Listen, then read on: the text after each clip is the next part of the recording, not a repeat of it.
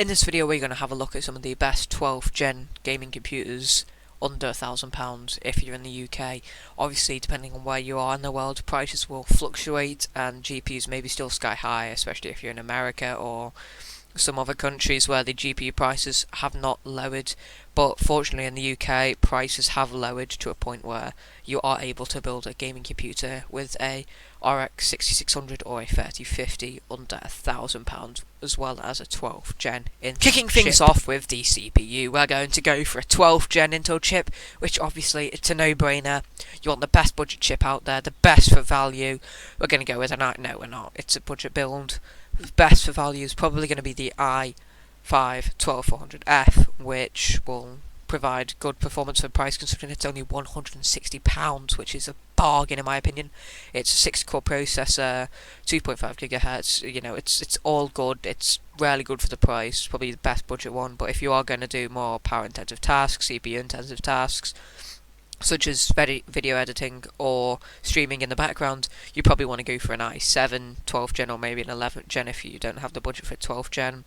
But all in all, the i5 is a great processor if all you're looking to do is gaming. Now we need to keep our CPU cool, so we're going off with a Cooler Master Hyper 212, which is a great budget cooler. Personally, I'm going to go with the black one, but the RGB fan one with purple is literally the exact same price, maybe 2p cheaper, but the all black it gives it a nice aesthetic, I think, in my opinion, which kind of is needed if you're going for a nice looking PC.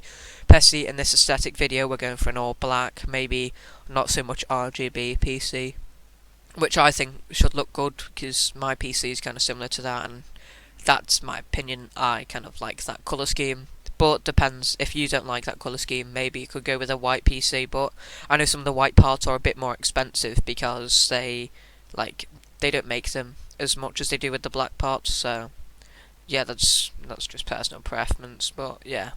For the motherboard, we don't want to go for Z590 chipsets because they are extremely expensive and out of our budget. Look at this one, it's £300 just for the motherboard alone, which probably does support, you know, DDR5.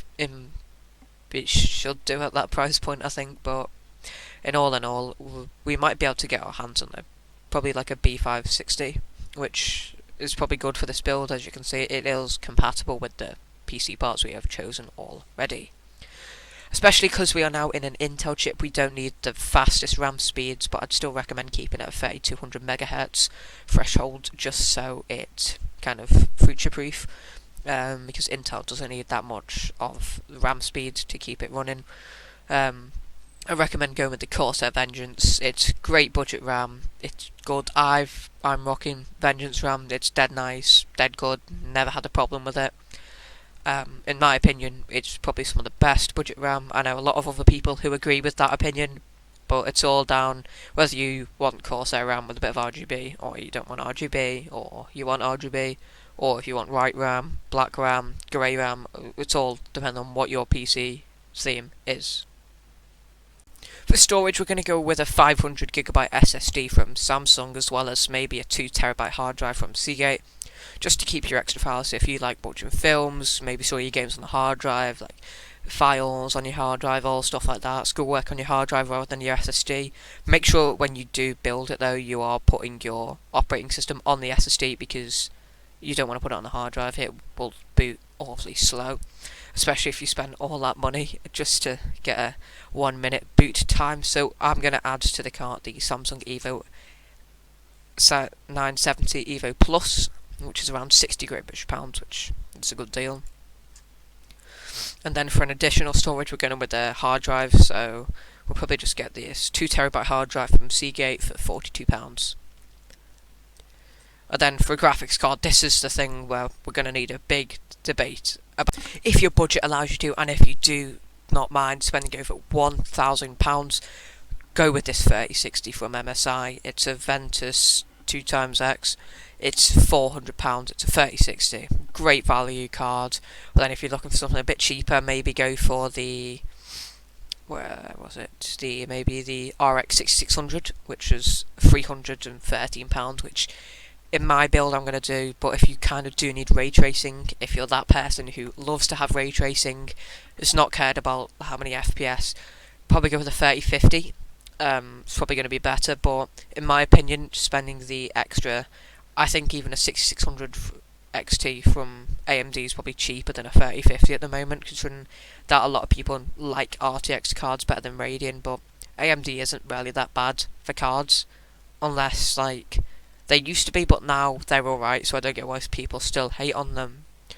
But next what we're going to be choosing the case, and I think we're going to want a nice looking case to suit our all black RGB-less PC build. So I like the Corsair cases as well as the Cooler Master cases, so we're going to have a look at them.